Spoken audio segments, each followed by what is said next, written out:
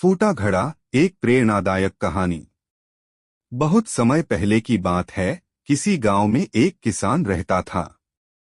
वह रोज भोर में उठकर दूर झरनों से स्वच्छ पानी लेने जाया करता था। इस काम के लिए वह अपने साथ दो बड़े घड़े ले जाता था, जिन्हें वो डंडे में बांधकर अपने कंधे पर दोनों ओर लटका लेता था। उनमें से एक घड़ा कहीं से फूटा हुआ था और दूसरा एकदम सही था। इस वजह से रोज घर पहुंचते पहुंचते किसान के पास 1.5 घड़ा पानी ही बच पाता था। ऐसा 2 सालों से चल रहा था। सही घड़े को इस बात का घमंड था कि वो पूरा का पूरा पानी घर पहुंचता है और उसके अंदर कोई कमी नहीं है। वही दूसरी तरफ फूटा घड़ा इस बात से शर्मिंदा रहता था कि वो आधा पानी ही घर तक पहुंचा पाता है और किसान की मेहनत बेकार चली जाती है। फूटा घड़ा ये सब सोचकर बहुत परेशान रहने लगा और एक दिन उससे रहा नहीं गया। उसने किसान से कहा, मैं खुद पर शर्मिंदा हूँ और आपसे क्षमा मांगना चाहता हूँ। क्यों? किसान ने पूछा, तुम किस बात से शर्मिंदा हो? शायद आप नहीं जानते, पर मैं एक जगह से फूटा हुआ हूँ और पिछले 2 सालों से मुझे जितना पानी घर पहुँचाना चाहिए था बस उसका आधा ही पहुँचा पाया हूँ। मेरे अंदर ये बहुत बड़ी कमी है और इस वजह से आपकी मेहनत बर्बाद होती रही है।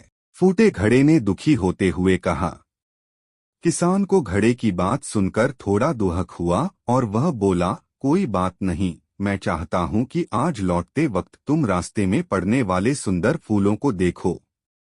घड़े ने वैसा ही किया। वह रास्ते भर सुंदर फूलों को देखता आया। ऐसा करने से उसकी उदासी कुछ दूर हुई, पर घर पहुँचते पहुँचते फिर उसके अंदर से आधा पानी गिर चुका था।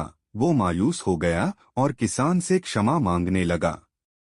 किसान बोला, शायद तुमने ध्यान नहीं दिया, पूरे रास्ते में जितने भी फूल थे वो बस तुम्हारी तरफ ही थे, सही घड़े की तरफ एक भी फूल नहीं था। ऐसा इसलिए क्योंकि मैं हमेशा से तुम्हारे अंदर की कमी को जानता था और मैंने उसका लाभ उठाया। मैंने तुम्हारे तरफ वाले रास्ते पर रंग बिरंगे फूलों के बीज बो दिए थे। तुम रोज थोड़ा थोड़ा करके उन्हें सींचते रहे और पूरे रास्ते को इतना खूबसूरत बना दिया। आज तुम्हारी वजह से ही मैं इन फूलों को भगवान को अर्पित कर पाता हूँ और अपना घर सुंदर बना पाता हूँ। तुम ही सोचो, अगर तुम जैसे हो वैसे नहीं होते तो भला क्या मैं ये सब कुछ कर पाता। दोस्तों, हम सभी के अंदर कोई ना कोई कमी होती है, पर यही कमियां हमें अनोखा बनाती हैं। उस किसान की तरह हमें भी हर किसी को वो जैसा है वैसे ही स्वीकारना चाहिए और उसकी अच्छाई की तरफ ध्यान देना चाहिए। और जब हम ऐसा करेंगे तब फूटा घड़ा भी अच्छे घड़े से मूल्यवान हो जाएगा। ऐसे ही अनोखे और नॉलेजफुल कहानी को सुनने के लिए वीडियो को लाइक, कमेंट, शेयर और सब्सक्राइब करना ना भूले।